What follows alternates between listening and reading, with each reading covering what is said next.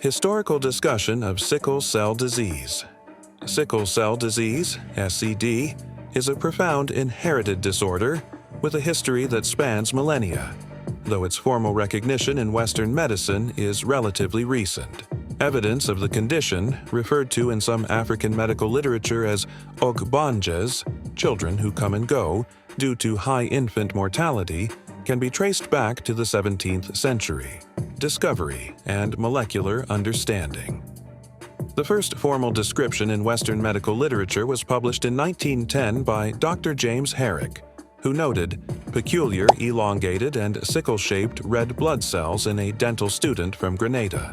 In 1922, the disease was officially named sickle cell anemia.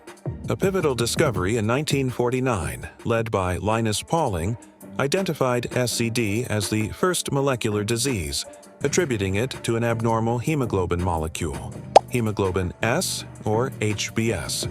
Later research found that a single amino acid substitution in the beta-globin chain causes the hemoglobin to polymerize under low oxygen conditions, leading to the characteristic sickling of red blood cells.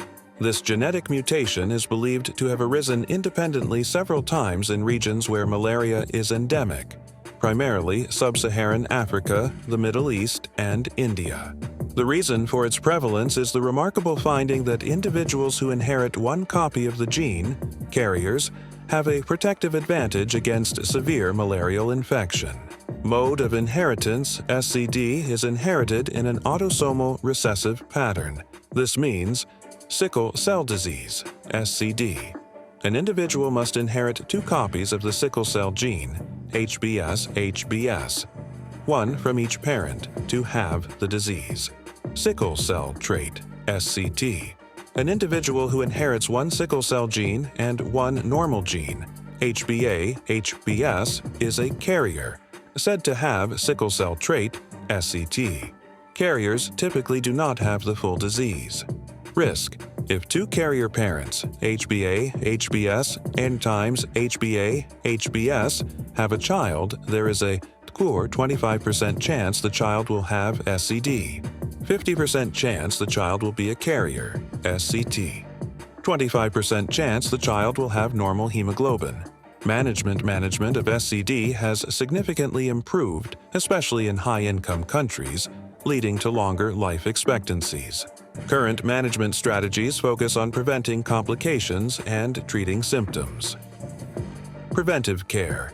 Routine vaccinations and prophylactic antibiotics, especially for children, to prevent life-threatening infections.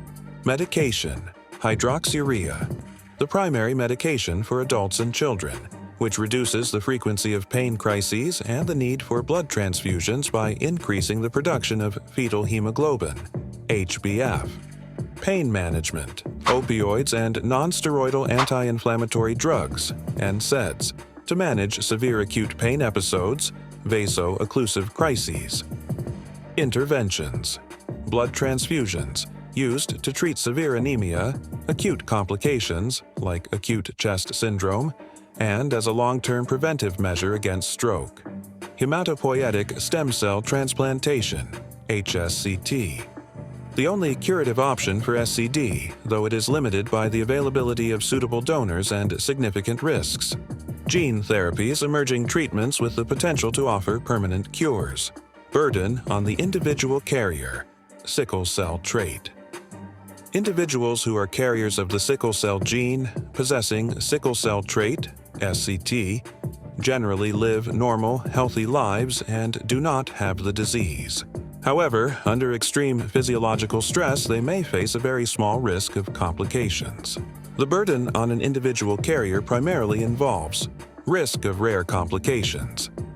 In extreme, high-stress conditions, e.g., severe dehydration, very high-intensity military training or athletic activity, or high altitudes, the low-oxygen environment can cause red blood cells to sickle, potentially leading to rhabdomyolysis, muscle breakdown, splenic infarct, tissue death in the spleen, hematuria, blood in the urine. Reproductive risk.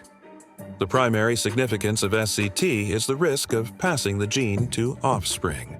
Carriers face the decision of genetic counseling to understand the 25% risk of having a child with SCD if their partner is also a carrier.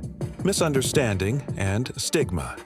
Historically, there has been significant misunderstanding and racism associated with the trait and the disease, leading to social and sometimes professional burdens, though public awareness has improved. Like, subscribe and follow for more.